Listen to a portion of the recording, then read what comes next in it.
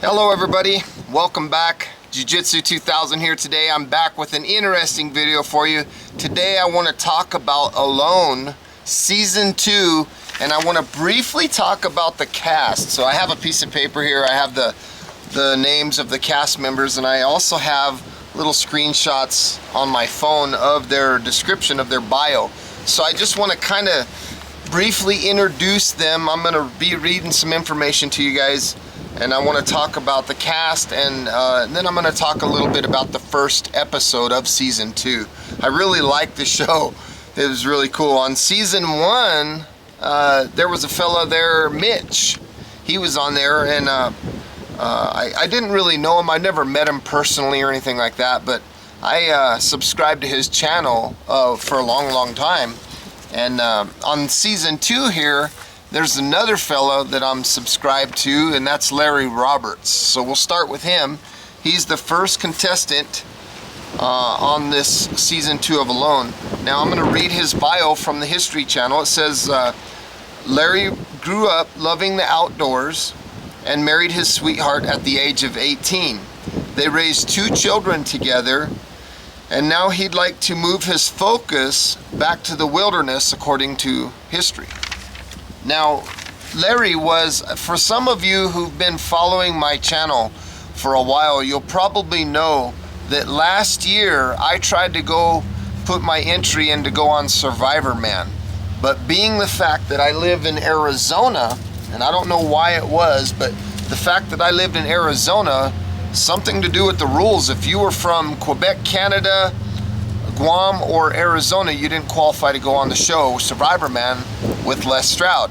So I did a support video in support of Larry Roberts. Now, I've never met him before, and we've talked very briefly, chatting.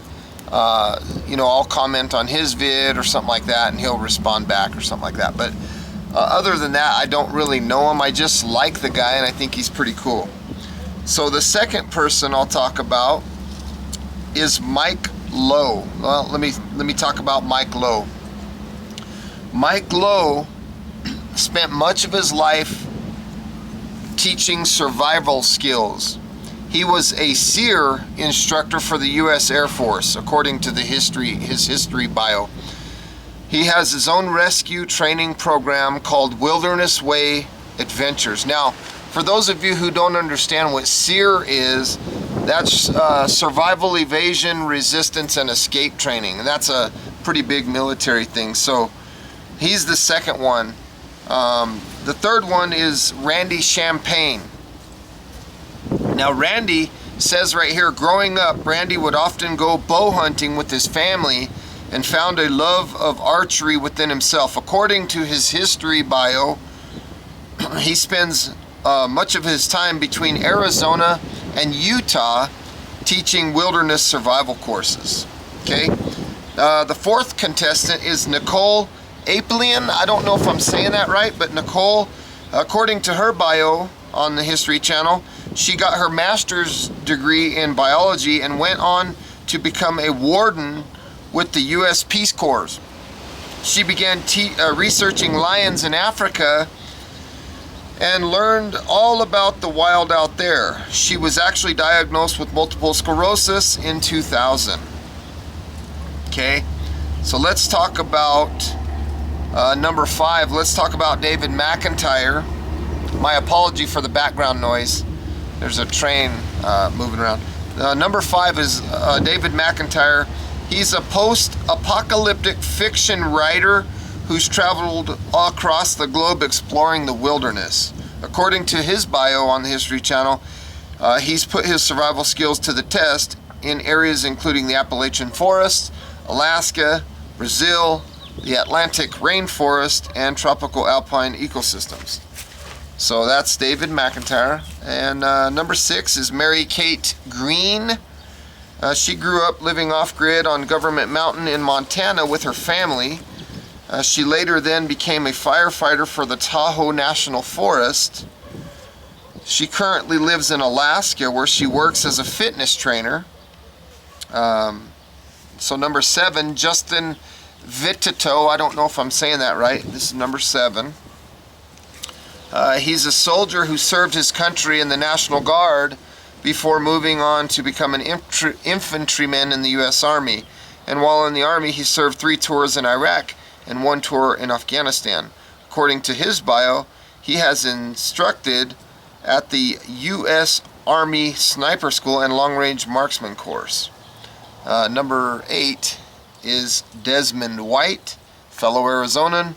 It says he grew up fishing and enjoys the outdoors with his relatives. He was also a Boy Scout and went on to join the Army, where he further learned about survival. Number 9 is Jose Martinez Amodio. I don't know if I'm saying that right. So he's originally from Spain, according to his history bio, and he currently lives in a native village in the Yukon Territory in Canada. He was actually formally adopted by the Lakota Nation in 1996. Now, the last participant is number 10, Traceywilson.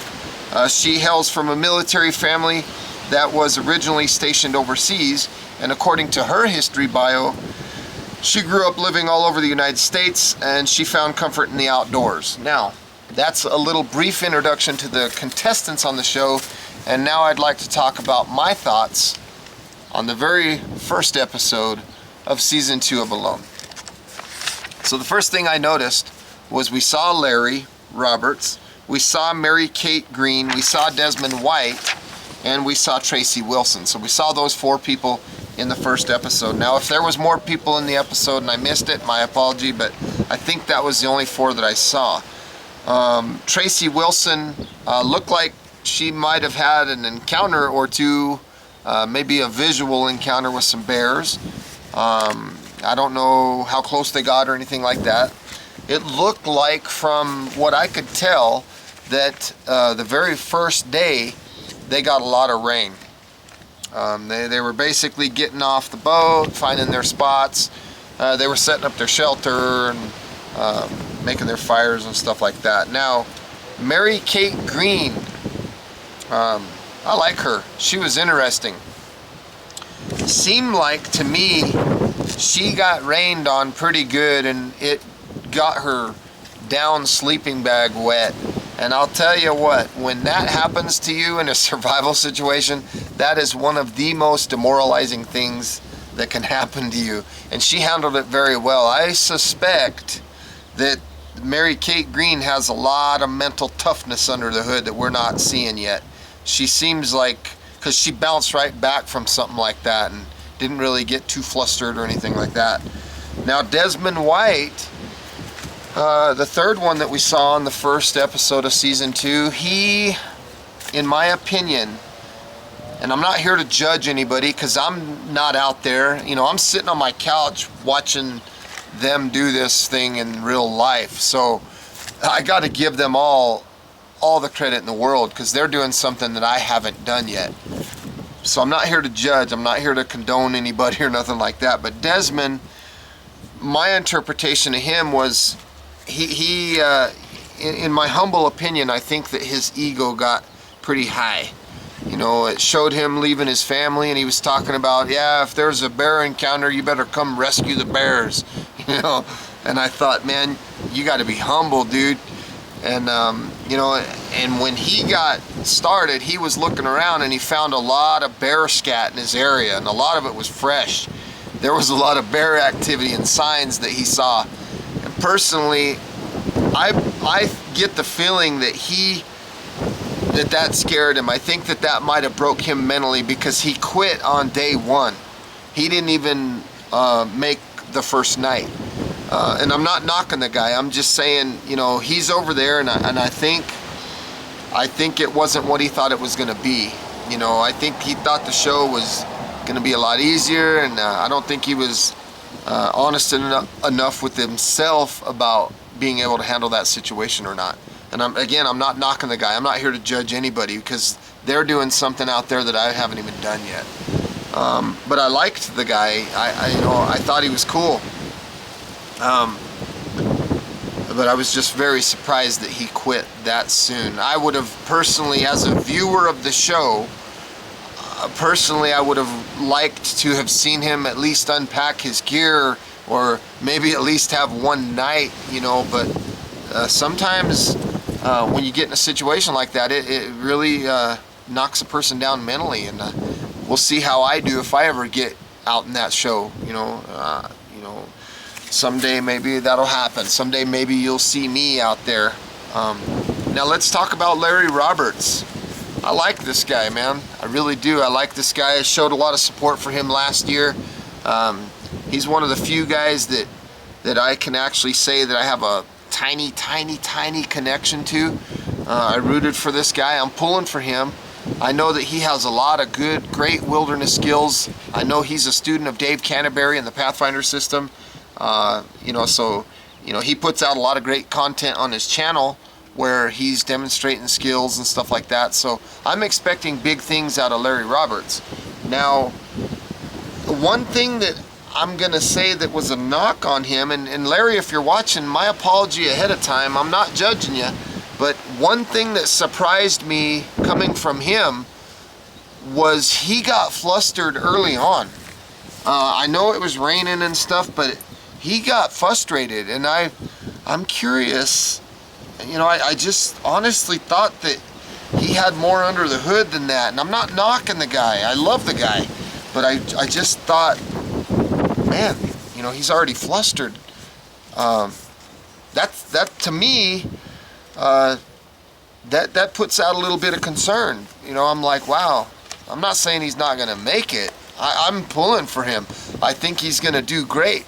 But he got flustered, and that was a big red flag for me. Like, wow, that's crazy. But who knows? It's a reality show. I could show up out there and think that I'm gonna do everything and have a plan, and hell, you don't know, I might get flustered on the first day too.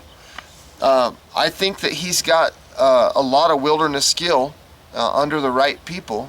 Dave Canterbury, I have a ton of respect for as a survivalist. I think he's putting out good information, and Larry being a student of Dave's, I think he's going to go there with the right skill set. And I like the idea that he wanted to set up a plow point type shelter. I thought that was pretty cool, because that's one that I like to use as well. I'm interested, I'm kind of wondering if anybody's going to make a raised bed. And I don't know what kind of items they took. But that's my take on Season 2, Episode 1 of Alone. Please feel free to check out the historychannel.com, because they have streams of this video, Alone Season 1, where you can watch it for free. So if you guys want to go check out History Channel, you can check it out there. But I want to say thank you for watching the video today. I'm happy with all the contestants, so I can't wait for Episode 2. We're down to 9 people already. Desmond, the bears got to him. So I can't wait for Episode 2. Please feel free to leave comments down below. Please feel free, to let me know what you're thinking, what you thought of the show, and what you think about my thoughts and stuff like that, because I'd love to hear you. I'd love to hear your feedback. And until next time, have a beautiful day. Thanks for watching. Please feel free to thumbs up the video, like the video, share the video. And if you like the content on my channel, don't hesitate hitting that subscribe button. We'll see you next time. So I'll be back with another episode when Episode 2 comes out. Thanks for watching. Bye-bye.